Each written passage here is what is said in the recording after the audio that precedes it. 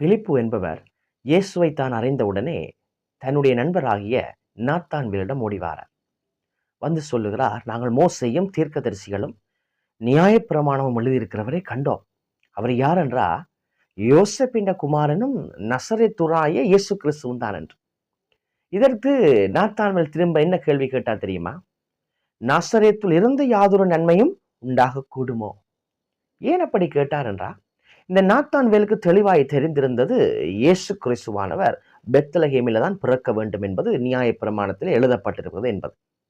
ஆகவேதான் நசரேத்துராகிய இயேசு எப்படி மெசியாவை இருக்க முடியும் என்று அவருடைய சந்தேகம் வந்தது.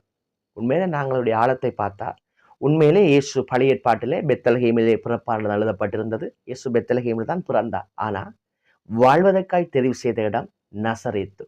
உண்மையில யூதர்களுடைய பார்வையில நசரேத் என்பது ஒரு சிறிய கிராமம், யாராலுமே கணக்கெடுக்கப்படாத ஒரு சிறியதாக தாழ்வாக பார்க்கப்பட்ட ஒரு கிராமம். ஆனா இயேசு பெத்லகேமில் பிறந்தாலும் தான் வாழ்வதற்காய் தெரிவு செய்த கிராமம் எது தெரியுமா? நசரேத்து. இது போலதான் உலகத்துல எத்தனையோ உயர்ந்தவர்கள், எத்தனையோ பெரிய பெரிய மனிதர்கள், பணக்காரர்கள் யாவரும் இருக்கிற பொழுது இயேசு தெரிந்து கொண்ட இடம் தான் வாழ்வதற்கு நீங்களும் நானுமாக இருக்கிறோம். ஆகவே சில நேரத்தில் உங்களுடைய வாழ்க்கையில போராட்டம் விளைக்க யோசிக்கிறீங்க. என்னட்ட இருந்து இன்னொரு நன்மை உண்டாகும், நான் இதற்குமே பிரயோஜனம் இல்லையே, என்னை யாரும் தேற்றவில்லையே, என்னை யாரும் கணக்கெடுப்பார்கள் என்று இல்லை. இயேசு கிறிஸ்து வாழ்வதற்காய் தெரிந்து கொண்ட ஆலயங்கள் நீங்களாயிருக்கிறீர்கள். ஆகவே இயேசுவே உங்களில் இருக்கிறபடினால் உங்களில் இருந்து இயேசு நன்மை உண்டாக பண்ணுவார்.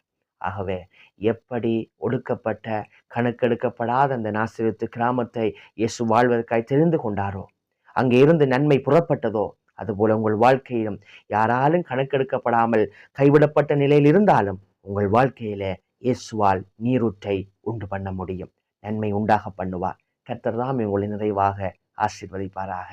ஆமென்.